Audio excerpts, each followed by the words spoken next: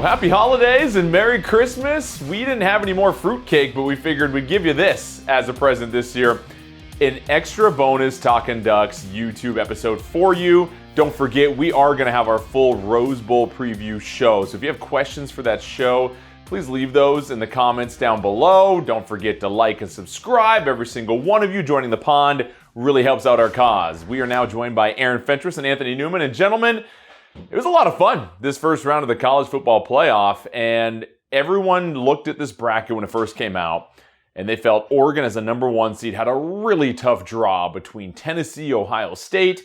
We didn't know what Ohio State team was going to show up. They ended their regular season with a loss at home to Michigan.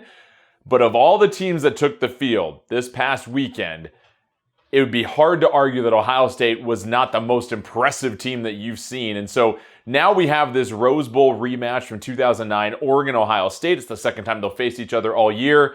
And Aaron, just your thoughts on this matchup, what you saw from Ohio State as Oregon gets set for their College Football Playoff premiere.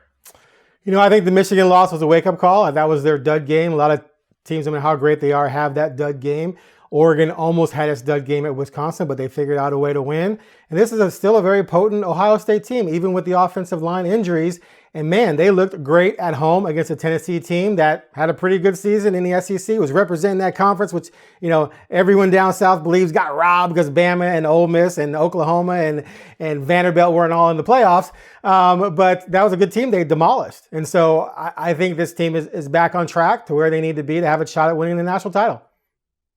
Anthony. Yeah, no disrespect to Tennessee, you know, or Ohio State looked really good. I thought they looked good. They were throwing the ball all over the place. They ran the football at ease. Their defense was unbearable. Here's the problem. Tennessee. Oh my God! I think they were doo-doo. I don't think they're that good. Seriously, I mean, you know, Anthony, I'm not. I'm with you, man. Well, I'm not an SEC fan, but you know, because they get the pass all the time. But come on, you don't represent that kind of play and what they look like. They didn't look good at all. So they made Ohio State look even better, which makes me nervous now because is Ohio State, are they ready? I know it's hard to beat a team twice, and they're coming back for Oregon, but Ohio State looked pretty good. Well, and they look good, Anthony, but I was not impressed by Tennessee. No. And you look at your quarterback taking a huge shot early in this game that kind of rattled him. We knew of all the teams in this playoff, Tennessee had one of the more questionable offenses of all 12 teams as far as where do they necessarily attack you. Sure, you got a dual threat quarterback, but he wasn't the best quarterback out of the all 12 teams that you have. And then I also look at the fact it's a home game for Ohio State. And when do these SEC teams play in elements this cold, Anthony? I mean, for a lot of these guys, they've never played in a game that's under 40 degrees, under 30 degrees at kickoff. To me, it just felt like, listen, give Ohio State credit. That passing attack looked really sharp. Yeah. And the way that they're able to move the ball, and it looked like they played with a lot more toughness and fire than they did against Michigan. But to me, I felt out of all the teams that took the field, it's a coin flip between Indiana and Tennessee as far as who looked the most disappointing of the 12 teams in the playoff. And you balance that out, and I think you need to kind of give Ohio State, sure, they're roses as they head to the Rose Bowl for the most part, but it's changed the narrative here, Aaron. Many people thought Oregon was the one team without any weaknesses. Now, everyone's high on the Buckeyes thinking they're the favorite to win the national title almost. I love you guys, man. You guys never disappoint. I just love it. We spent a whole entire show talking up the Purdue victory, right? And now you guys are downplaying whipping Tennessee. Tennessee isn't that good. They beat them by 25. You're right. Tennessee's not on the same level as Oregon or Ohio State, and they pounded them like they're supposed to. And so that's the impressive part. It's not that it was Tennessee necessarily, because Tennessee is not a national contender, but it's that they took care of business against a good football team, a team that beat Alabama, which was their fans were crying about not being in the playoffs. So, you know, look, the Oregon-Ohio State situation, that was a 1-point game. At Oregon, that game could have gone either way. If we don't have the offensive pass interference, there's a field goal being kicked. That was the right call, I think, but still, that's how close this was. So this just reaffirms whatever anyone was thinking in terms of being the opposite thinking, that Ohio State is legit and can beat Oregon and win this thing. And that's what they showed by demolishing a good but not great Tennessee team. And so this is what's interesting when you look at this rematch. And before we get to X's and O's here, Anthony, the pressure for this game, because, listen, there's nothing I can do to impact this game, right?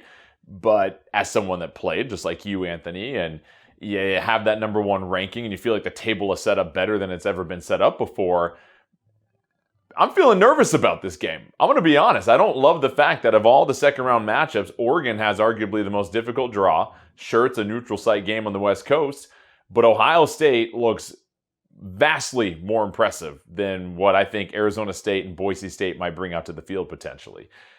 Does it feel like the pressure's on Oregon now that Ohio State kind of shook the monkey off their back with that Michigan performance? They played very well against Tennessee.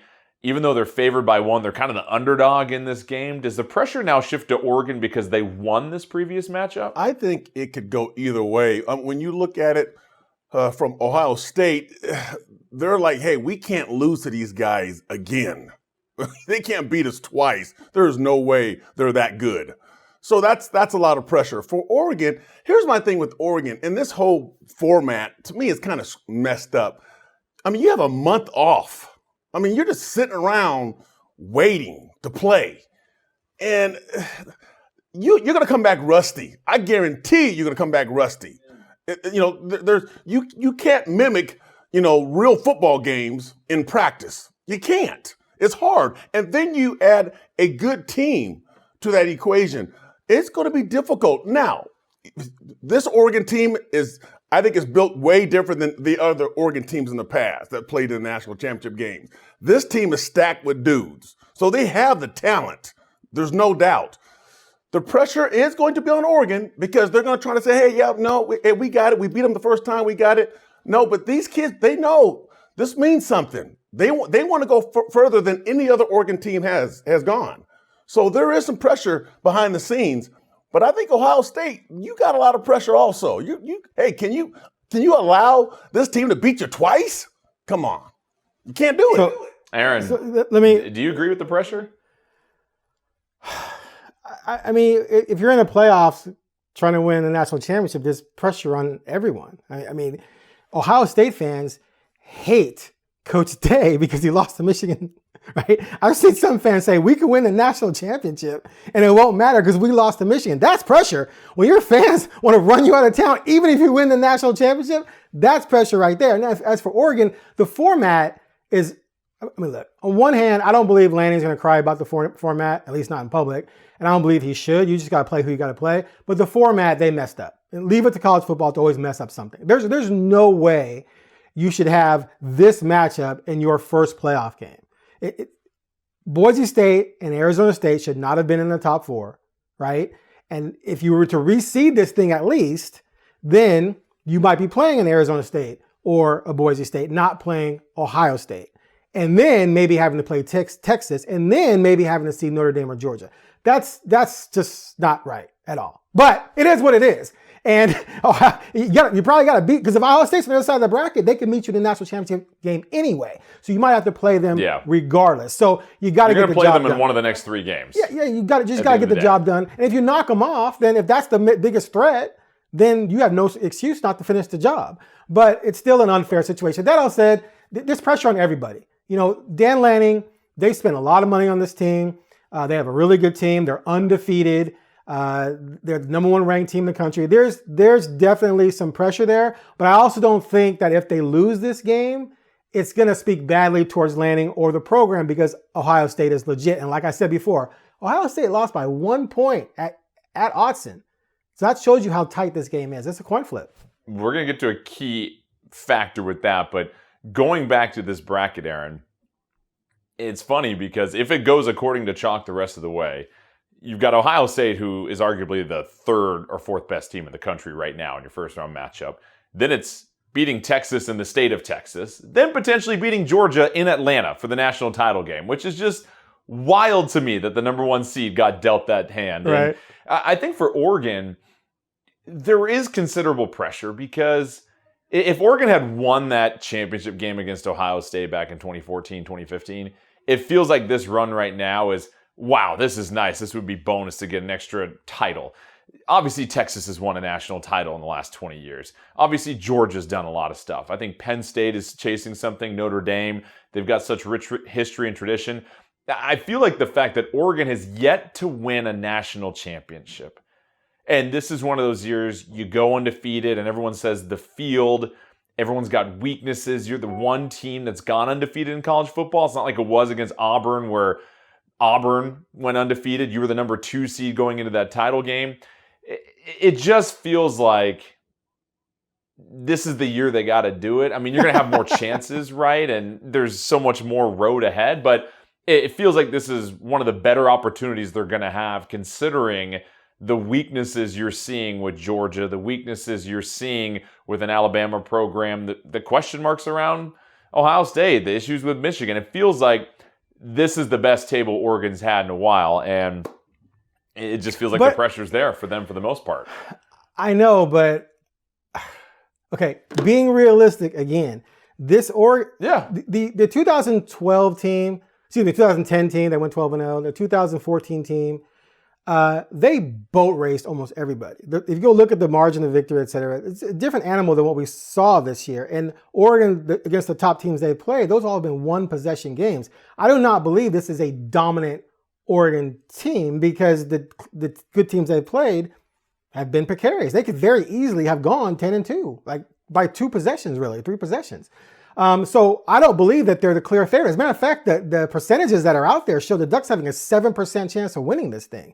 So just because they're 13-0 and the only team 13-0 doesn't make them clearly the best team. And then you have that crazy run that you just mentioned. That's insane. So I don't believe they should be expected or have this pressure to win it now because there's not going to be other opportunities or because they've blown it in the past. Because I do think that with the NIL, which the money's pouring in for Oregon, and with Danny Lang's amazing ability to pick guys out of the portal that fit perfectly, that they're going to have other chances as long as they get quarterback right. I mean, that's a big thing. The last 2 years, last year, you had a quarterback that was only eligible because of the pandemic. So you got to find a way to make sure quarterback's still good, right? But I think there's going to be other opportunities.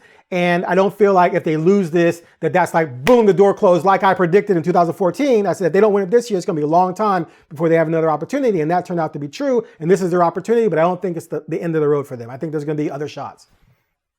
Yeah, and I agree. I think that reality hasn't set in yet because we haven't had a chance to go through the cycle, right, Aaron? I think it's a fair argument. If you finish top 3 in the Big Ten, you're most likely getting into the playoff year after year. And that's a much more manageable route than winning the Pac-12 championship.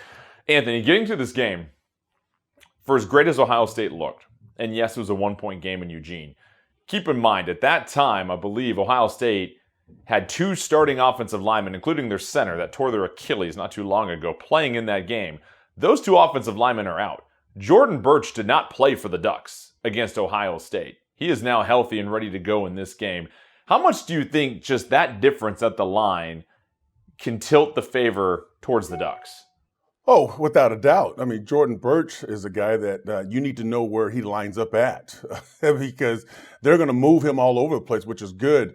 And then you have a couple extra guys that can get to the quarterback. You know, when you look at Oregon, the defensive line itself, we talk about the group.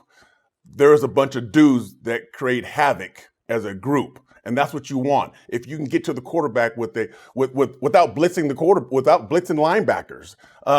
Here's my thing: when you talk about 2 teams like this, they both have dudes. They can play. They have lights out, receivers, quarterback, running backs, offensive line, defense, all of it.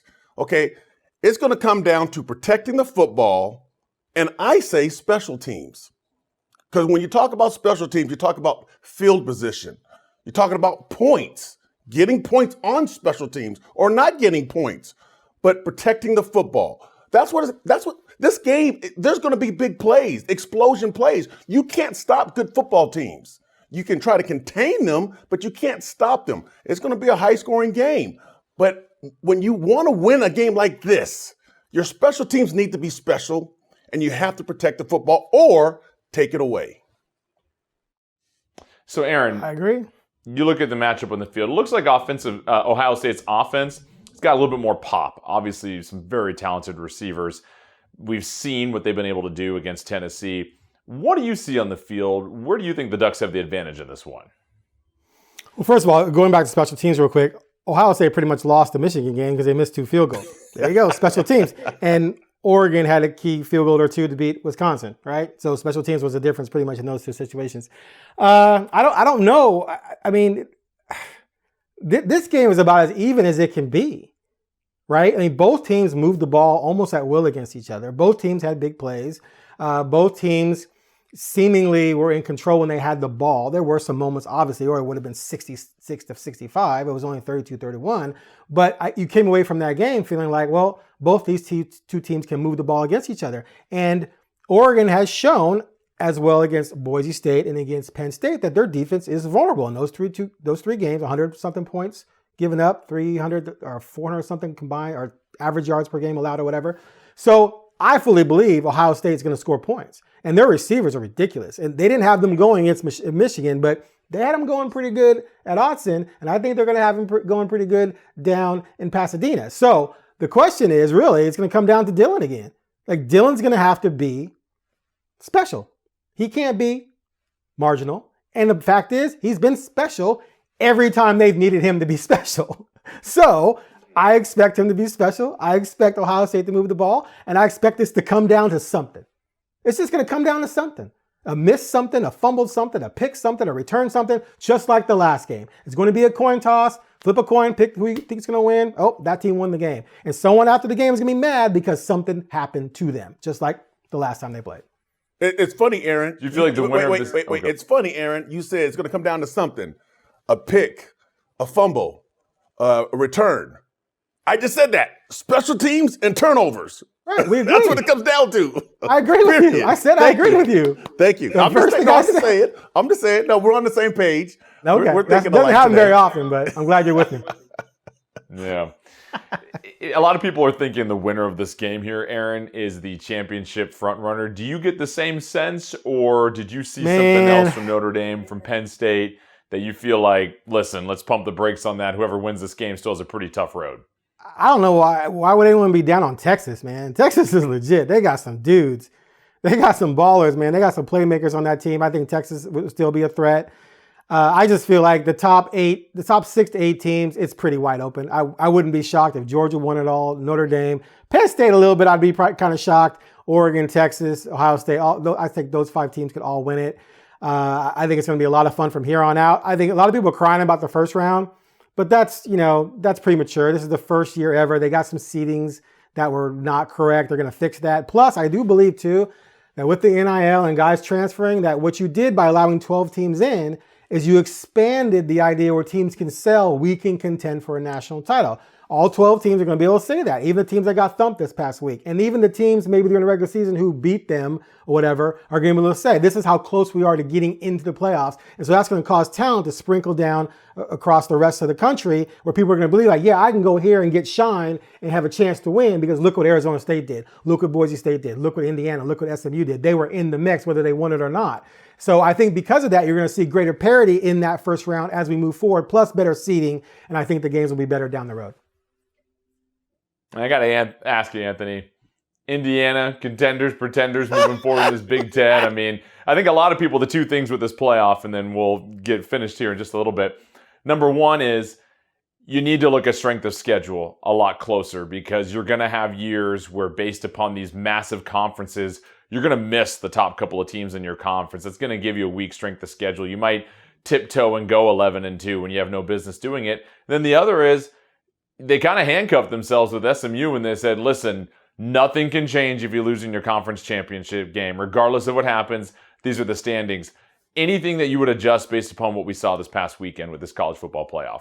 It always works itself out when, you got the teams that are having a great year. Indiana, you said Indiana and I laughed. I didn't mean to laugh, but I mean, come on. Yeah, they did some good things. You look at their schedule. Yeah, all right. The teams that are going to be there. Again, Georgia, Alabama's not there, but normally Alabama, Ohio State, Penn State, Oregon. The teams. Back in the day, it was Clemson always in the mix. Texas. There's always going to be a team like an SMU, like an Indiana, even Arizona State. I mean, give them credit. I mean, they're balling. They're balling. I mean, they're putting it together. They have some guys. They don't have a lot of depth, but they have some guys that make that team run. So that's fun to watch. It's interesting.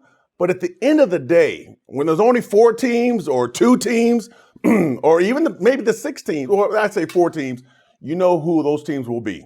It's the guys that getting recruited, that's where they're going. The top players, not just guys, the top players, the top 5-star players are going to those certain schools, and we will see those teams in the championship. Okay, I got to add to this. 11-1 is 11-1. It's not your fault that you didn't get scheduled against tougher teams. You go 11-1 in one of the power conferences, you should be in regardless. The crying from Alabama and Ole Miss was just comical. Alabama lost 24-3 at Oklahoma. An Oklahoma team because, they're 6-6. No, they were actually 3-6 against Power 4 teams. Their other 3 wins came against Group of 5 or I think a FCS program. So that means they were 3-6 against Power 5. But if we take out the win over Alabama, Alabama lost to a team that was 2-6 against like-minded competition. That's who you lost to, 24-3. But we're not supposed to believe that you could have gotten thumped like Indiana did or SMU. I don't buy that for a minute. Why'd you get thumped against that mediocre team and then say you can't get thumped against anyone else? That's garbage. Ole Miss lost to 4-8 Kentucky. Now, both of them will say, yeah, but they had big victories. That's fine. But if your losses were flukes, so you should be in the playoffs, then maybe those big wins were flukes, right? And they don't mean as much. So to me, don't go 9-3. If you go 9, like I said this earlier, I'm not going to cry about 12, 13, 14, 15. If you're lucky to be 12, be happy. If you're 13, 14, 15, kick rocks, do better next season. Don't cry about it after the fact. So I just love saying kick rocks. All right, last thing here. In one word, describe your feeling as an Oregon fan, myself and Anthony, Aaron. As describe an in one objective word what you think about journalist. this matchup between Oregon and Ohio State. And so I'll give you a second to think about it. With me, I'm apprehensive. This is too close for this early in the playoff. Give me this matchup in the semifinals or the championship. It just feels like losing this game when there's still so much more of the playoff ahead of you would be really hard. So that's why I'm a little apprehensive. I have a lot of confidence in Oregon, but there's this gamble between, as you mentioned, Anthony, feeling fresh and on rhythm versus having a month off and getting used to the speed of the game again. So I'm apprehensive here. Anthony, how about you? I'm happy. I'm happy to see this team have an opportunity. Wait, you're happy? Well, yeah. I mean, seriously. I mean, I can say all kinds of things. I'm like, I can give a pep talk here about get ready to play a game, but I'm not going to do all that. I'm just, from a fan, I'm happy to see this team in this position. They put themselves in this position to go further, and they have the opportunity. They have guys that can do it. So right now, I'm sitting back going, hey, this is great. Yeah, we could say some other words like, oh, I'm excited, I'm scared. No, right now, I'm happy to see this team where they are. Aaron. As for me, I'm excited. This is awesome. The Oregon Ducks have only played in 3 postseason games ever that had national championship implications. The national championship game they lost to Auburn, the playoff win over Florida State, and the championship game they lost to Ohio State. That's it, right? I had the pleasure of covering all 3 of those during, the greatest era in program history where they won 4 conference titles and went to 2 national championship games, got a Heisman. That was a lot of fun. So it's cool to see them back in the mix. And this is going to be a really good game. And I agree that, the thought of them playing 3 really exciting games it's really cool as opposed to it to end in the Rose Bowl. I mean, that would suck, right? I mean, it'd be like, It's like, I want to see them play again. Plus, I get to come, talk to you guys some more, right? So yeah, I'm excited because I think it's going to be a fun game, and I also get to. Well, if it involves talking to you more, then I could care less. No, I'm kidding. Then you're rooting for Ohio State. Oh, I see how it is. No, whatever, man. I thought you was my brother from another mother, but that's okay. But anyway, but no, I think it's going to be an exciting matchup. I'm looking forward to it, and it's nice to look forward to something where I don't really have an emotional play in it, so I can just enjoy it. And especially after a year watching my Bears just get torched, that's been. I need something that just I can relax and watch. All right. Well, that'll do it for this Talkin Ducks episode here on YouTube. Thanks again for joining us. Make sure you like, subscribe, send your questions in the comments. We'll have that preview as Oregon gets set to take on Ohio State in the Rose Bowl. Should be a fun one from all of us here. Happy holidays and Merry Christmas, and we'll see you next time.